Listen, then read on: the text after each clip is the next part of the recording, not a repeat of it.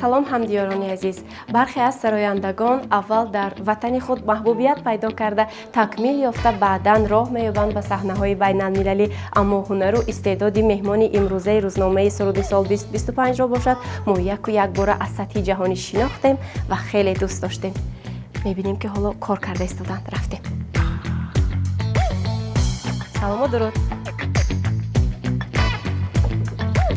салом Фаррух. Салом. монда набошед. Ҳазрат хубе. Хуш омадан. Як курси биёред илтимос. вақти зиёд намегирем, танҳо атрофи каме фаъолияти имрӯзаи шумо мепурсем, ба ҳамин тамом. Хоб, монда набошед. Фаррух, шумо дар сатҳи байналмилалӣ, саҳнаҳои байналмилалӣ бисёр иштирок кардед. Дар гӯем кишвар низ ҳамин гуна консертҳое буд ба мисли суруди сол иштирок кардед ва ягон фарқият ҳаст? интизориҳо чӣ хел аст умуман?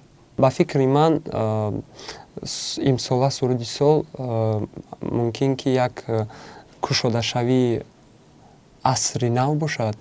бигзорам хел шавад. бо забонҳои гуногуни дунё инчунин суруд месароед. дар шабакаҳои иҷтимоӣ бисёр ҳам тамошои зиёд мегирад ва ҳатто ҳамин хел гапу гапчаҳоро шунидем ки гӯё таи 15 забонро аллакай истифода кардед, хондед. Рост аст?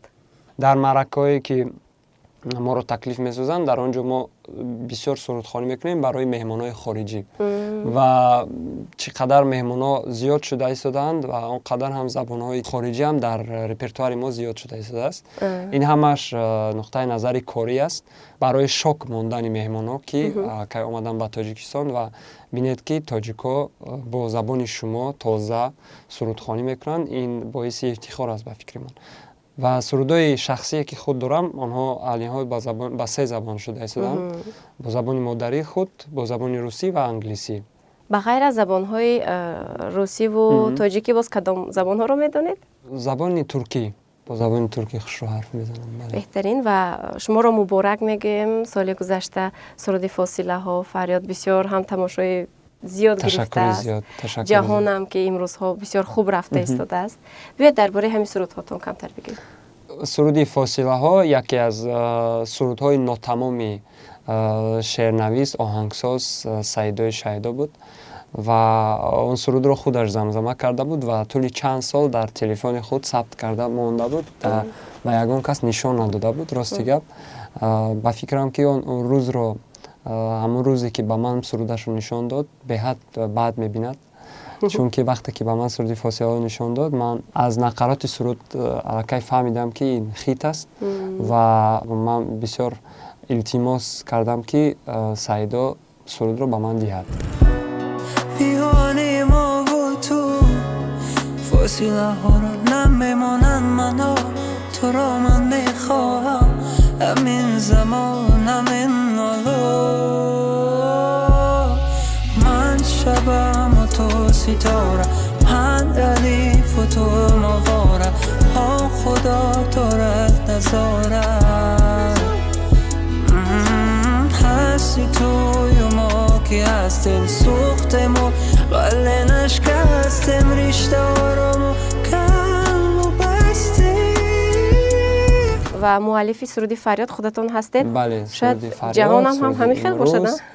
نه، ما بین این سرودها بعد فاصله ها یک چند سرودهای از خود بود که روی صفحه اجتماعی برآمدند با مثل تدوا، با مثل مجنون، با مثل امروز، با مثل فریاد.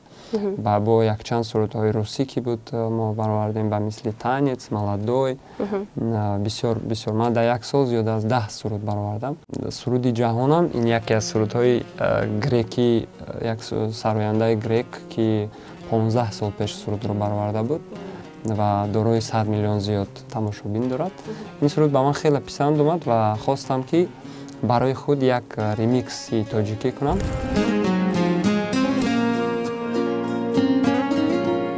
از من اگرچه نیستی در یادمی به وفا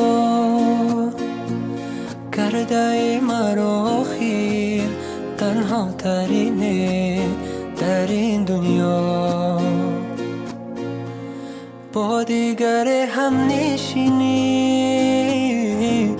آن جایی که با من بودی دیر آمدی به دیدنم بیرفتی به زودی. ҳоло мехостем он суруде ки ба худатон бисёр писанд аст каме ба мо замзама кунед. امروز تو یاری من بمان، فردا کنار من بمان، شبها خیال من بمان، شبای سرد تو مای من بمان. شب همراه غمها میسوزد از نیم شب تا غروب آفتاب، با مرور زمان میبارد برف تا باز در آغوش گیری مرا.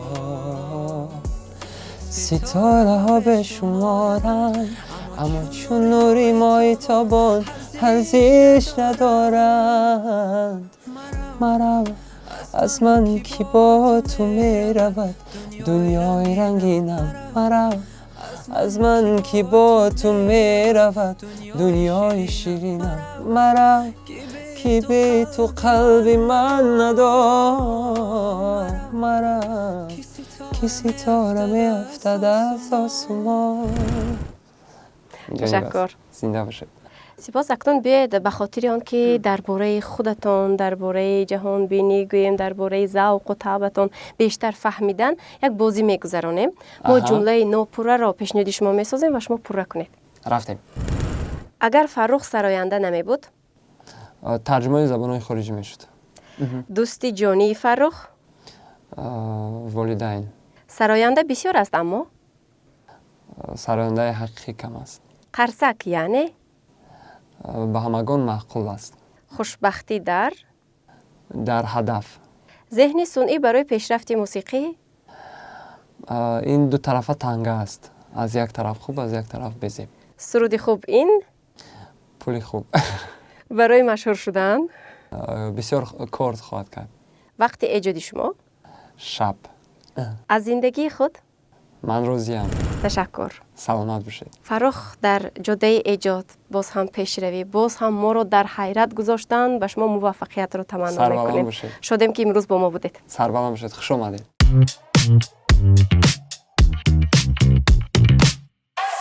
عموما هر سراینده‌ای که امسال در لایحه پرشکوه صنعت موسیقی سرودی سال 2025 اشتراک میکنند، همین گونه ناتکرار، همین گونه با تخیلی بوی و رنگین هستند و مخلصان خیلی زیاد دارند. از این رو شما را نیز برای تماشای این کنسرت با شکوه دعوت میکنیم. سنه 24 ینور ساعت 16:30 در کاخ باربر. بیایید دوستان. وزارت فرهنگ جمهوری تاجیکستان، کمیته تلویزیون و رادیوی نزد حکومت جمهوری تاجیکستان، سرودی سال 2025 24 ینور ساعت 16:30 در کاخ باربر. чиптаҳоро онлайн аз сомонаи тикитон.tj дастрас намоед. Сарпарастику ширкати ватанӣ Арвис.